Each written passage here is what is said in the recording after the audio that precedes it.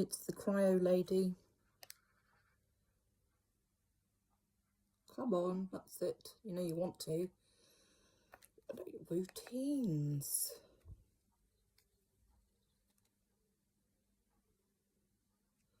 I don't want skin sustain, not there yet.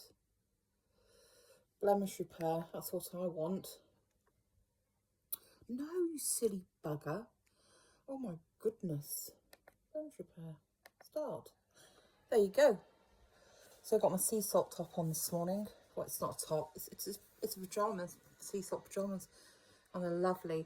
Anyway, so what I'm going to discuss is my interview. When I decided to go into nursing, I'd already been offered one place at Tone Vale Hospital in Taunton, but I decided to go for a couple of other interviews, I guess, to see if the grass was any greener. And let me tell you, no, it was not. I went for an interview at Broadmoor. Now, for those people that do not know, Broadmoor, it's a psychiatric hospital, but it's also a prison. And it's run by HMP prisons, okay? So you have Broadmoor, you have another place called Rampton, which is the same sort of routine. And you also have another place called Ashworth. And I think Ian Brady, who was one of the Moors murderers, was actually held at Ashworth. So anyway, I got an interview. Now, with an interview at Broadmoor back in 1984, you had to sit like an entrance test, okay? That was how they did that. It wasn't university-based training. It was in-house, on-site training. Each psychiatric hospital had their own school of nursing, and all your placements were on wards in whatever hospital that you were based at, with the exception of 3 months that you did in a general hospital, an ordinary hospital, like a general hospital, physical illnesses, you know, that kind of thing. Anyway, so I duly boarded my coach. My mother Janice was too tight to pay out for a train, which would have been infinitely quicker. But anyway, and I got to the coach station, and then I got a bus to Broadmoor Hospital. And I walked up the drive. I went into the front entrance. I was given an envelope with some, instructions and things and a key. And I can't remember, but I think someone showed me where I had to go. Anyway, the nurses' home accommodation at Broadmoor at the time, it was kind of like in flats. I think there were a three-bedroom flat. Didn't have a lounge, but it had a kitchen and, a table and a bathroom. So you shared those facilities with two other girls, because that would have been all females. And no doubt they would have had the same for men. Anyway, I went into this flat. There was actually one girl in there already. She was in the process of doing her nurse training. Anyway, she was very nice. We chatted, we got on, and she said to me, "Do you want to come to our social club this evening?" And I said, okay, but, I can't stay very long because I've got an interview first thing tomorrow morning. Okay, so that was fine. I went with her. We met up with a group of her friends, and long story short, there was this guy who was a porter, and his brother had come to visit him, and his brother was a professional diver off the rigs, things like that, oil rigs. Anyway, they all wanted to go to a nightclub in the nearby town of Bracknell. Now, I can't remember if it was Masquerade's nightclub or Ocean's nightclub, but it was one of those two. I was very reluctant to go because, again, as I said, I had an interview the next day. I didn't really, I didn't actually really want to go, but I got sort of persuaded to go. And me, I was only 18 years old.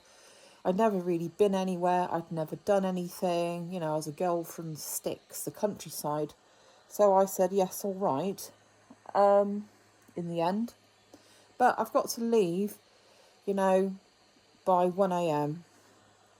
Anyway, we went out, just had a nice time, danced a bit, this, that and the other. Nothing unremarkable, just chatted with people. It was getting to 1 o'clock and I said, look, I really, really need to get back to the nurse's home because I have my interview tomorrow. And this is where the trauma started, although I didn't realise it at that point because I guess I was way too trusting.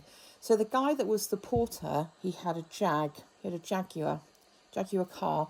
So this is 1984, and if anyone that was working in Broadmoor, training in Broadmoor, might recognise who this was. And I'm pretty sure he had blonde hair. He took me back to the nurses' accommodation, and I said, thank you very much, goodbye. He followed me. He followed me into the main entrance, I guess, of the nurses, of the block of flats, and up the stairs. And I was thinking, don't like this. I got to the door of the flat and I put the key and opened the door, and I managed to slip inside, and he was on the other side of the door, and I said, okay, well, thank you, thank you for driving me home, good night. And with that, he basically demanded that he wanted to come in, and I said no, and he was on the other side of the door trying to force it open, trying to force his way in. I hate to think what would have happened to me that night. I mean, let's be honest, his intentions to me were not good. Certainly not for me. And who knows what could have happened? Who knows? I dread to think.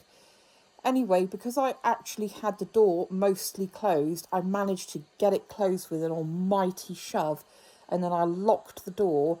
I rushed into my room. I locked that door because it had a lock on the inside, and I pushed every piece of furniture I could up against that door, and I got onto the bed, and I pretty much just lay there awake the whole night, shaking with fear. The next morning, I composed myself. I got up, got myself sorted, and I thought, well, I've got no choice. I'm going to have to go over for this interview. But I went in, and I purposely did badly, really badly. And I failed miserably. And the guy that was sort of invigilating it, he asked me if I was all right. And I just said, yeah, I'm fine. I mean, I virtually ran from that place. But I remember walking down the main drive, because there was a big main drive at Broadmoor, a big sort of sweeping drive. And I just remember walking down this drive thinking, please, please, please, God, don't let this man come along. I was dreading seeing him. And I actually walked up on the grass because there were some bushes and trees and things like that. And I thought, if I see him, I'm going to jump into one of the bushes or hide behind a tree or something. Luckily, I didn't see him, and I managed to get the bus and made my miserable way home. And I never told anyone about that until now. So yeah, that's basically the first time pretty much that I've ever told anybody. Have you ever had a horrible experience like that and kept it bottled up? Because I'd like to know. And I'll respond to anyone that comments on that. Because, that sort of thing should not happen. But at the time, I didn't really feel that I could tell anybody. Because back in the 80s, things were a bit different, So, there you go.